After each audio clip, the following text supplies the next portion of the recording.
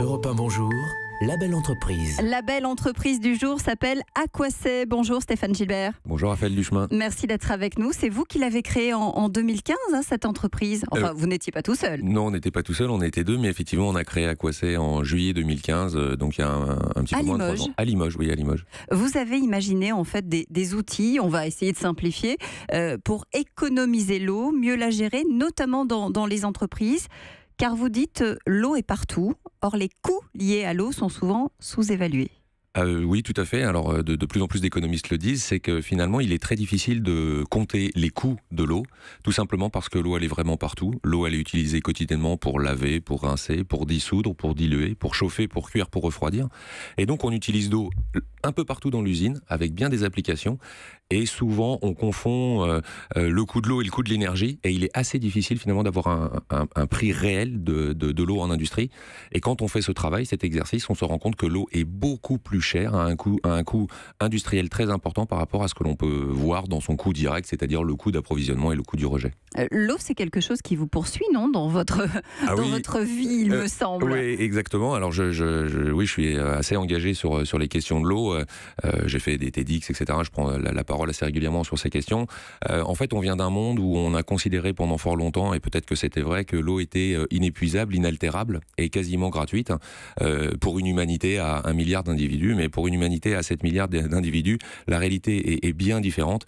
Et bien sûr que l'eau est épuisable, bien sûr que l'eau est altérable, et que finalement c'est le bien le plus précieux de l'humanité. Et donc il était très important d'imaginer des nouveaux modèles pour sa gestion, parce qu'effectivement on va finir par manquer d'eau. Alors, comment vous avez fait en 2015 quand vous avez démarré? Comment ça se passe, l'aventure? Alors, comment ça se passe? Alors, en fait, je viens d'une expérience industrielle assez forte et j'avais une bonne idée de qu'est-ce qu'il fallait faire. Vous étiez chez Nestlé Waters, hein, oui, c'est ça. C'est pour ça que je disais tout à l'heure, vous étiez quand même poursuivi par l'eau. Oui.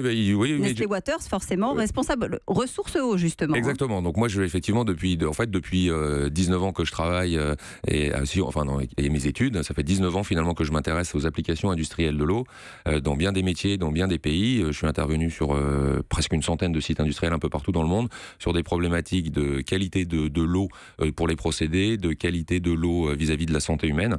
Et donc, oui, je pense vraiment, il y a un grand débat depuis longtemps, et c'est très bien, sur les effets de serre, les effets climatiques. Finalement, les activités humaines ont un impact sur notre environnement, je pense qu'on peut en être d'accord.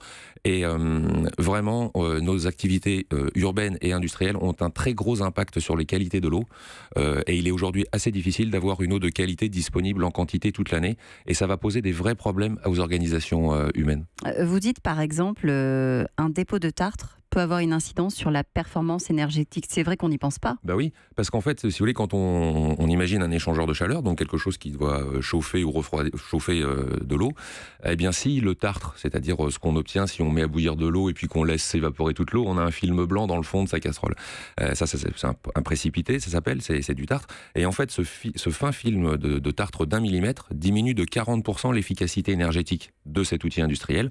Et le coût industriel, il est compté en perte énergétique. Donc votre travail, c'est d'installer notamment des capteurs pour voir ce qui cloche et ensuite pouvoir intervenir. Alors en fait, effectivement, notre premier métier, c'est un métier d'audit et de diagnostic, où on vient déployer des architectures de capteurs et où on va récupérer de l'information sous forme de diagnostic et d'audit. Mais en fait, Aquacet, en 3 ans, ça a fait plusieurs sauts conceptuels, et aujourd'hui, on propose la solution sous forme d'abonnement, en fait, sous forme de service. Et donc, nos clients industriels, eh bien, finalement, on leur permet de récupérer l'ensemble des informations liées à leur cycle de l'eau par des systèmes d'acquisition-transmission, et on envoie ces données dans un très grand système d'architecture de base de données qui permet de faire beaucoup de choses avec ces données, bien sûr les représenter, faire des alertes, des rapports, faire de la modélisation. Nous, on est ingénieurs, on parle beaucoup d'intelligence artificielle, on n'a pas de compétences d'intelligence artificielle chez Aquacet. Par contre, on a beaucoup d'ingénieurs, et donc nous, on met les lois de l'ingénierie qui ont permis de construire les outils, en fait. Vous posez en pionnier d'efficacité hydrique, c'est comme ça qu'on dit. Oui, avec une ambition quand même, conquérir le marché global. Vous êtes déjà présent en Suisse, en Égypte, en Algérie, en Belgique, c'est ça? Alors aujourd'hui, et en France, bien sûr. Il y a 18 usines équipées dans 5 pays. Et aujourd'hui, Aquacet est face à une demande extrêmement forte de très grands groupes industriels. On parle de leaders mondiaux, hein, comme le groupe Smurfit, vous avez parlé du groupe Nestlé, et il y en a d'autres, des Français, des étrangers, qui sont vraiment en train de tester notre technologie à très grande échelle pour faire des déploiements d'envergure mondiale. J'étais hier chez un industriel où on parle effectivement de comment Aquacet pourrait, si vous voulez, accompagner l'équipement de plusieurs centaines d'usines d'un coup. Donc, oui, parce que vous leur faites faire, je vais y arriver, des économies aussi, forcément. Non, mais moi, je suis vraiment... On économise l'eau, mais ça fait aussi baisser les coûts sur les factures. Il n'y a pas, si vous voulez, d'économie possible pour le développement durable s'il n'y a pas une économie rentable. À un moment, on peut pas nier la pluie, et le capitalisme fait que les entreprises doivent être rentables. C'est pas une question de bien ou pas bien. C'est pas là mon enjeu. Mon enjeu, c'est de dire, il faut jouer les règles du capital parce qu'on n'a pas le choix. Par contre, si effectivement l'objet social de l'entreprise peut être utile pour un mieux, ça me paraît important. Vous êtes toujours à Limoges. Ouais. Vous êtes combien aujourd'hui? Alors on est incroyable, on est 22 personnes en moins de 3 ans. Alors que vous étiez 2 au départ. Ah ouais, on était 2 dans mon garage. En plus, c'est vraiment une vraie histoire. Ça fait beaucoup rire certains de nos clients ou conseillers. Pour de vrai, il y a des photos de nous dans mon garage.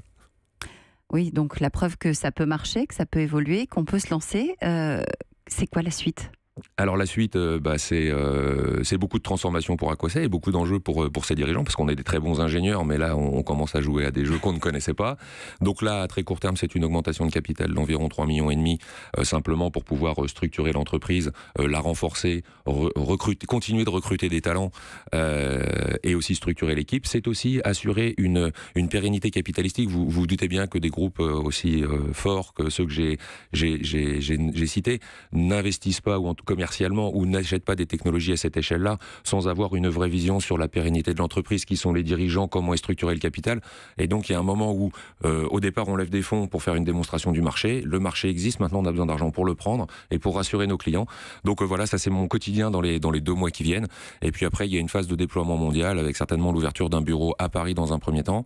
Et puis après on verra, le ciel est la limite, quoi. C'est une bonne limite, le ciel. On vous souhaite le meilleur pour le développement d'Aquacet. C'est la belle entreprise du jour. On vous retrouve ce soir, 22h20 sur Europe 1 et également sur europe1.fr. Merci beaucoup, Raphaël Duchemin. Europe 1.